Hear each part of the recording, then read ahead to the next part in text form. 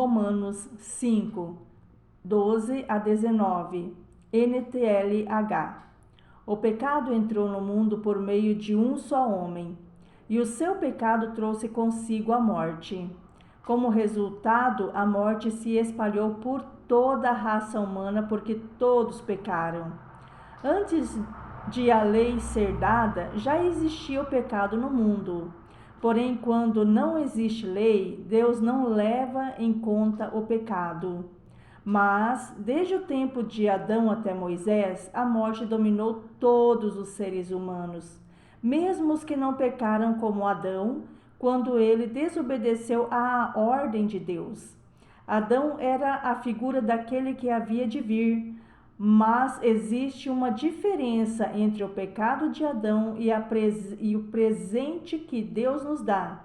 De fato, muitos morreram por causa do pecado de um só homem, mas a graça de Deus é muito maior, e Ele dá a salvação gratuitamente por muitos, por meio da graça de um só homem, que é Jesus Cristo.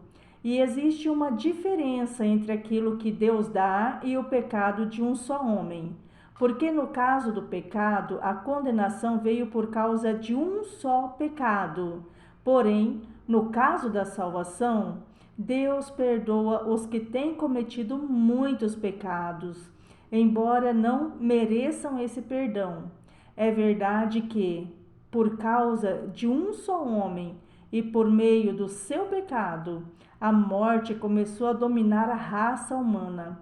Mas o resultado que foi feito por um só homem, Jesus Cristo, é muito maior.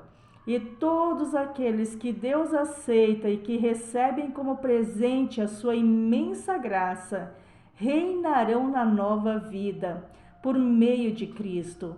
Portanto, assim como um só pecado condenou todos os seres humanos, assim também um só ato de salvação liberta todos e lhes dá vida.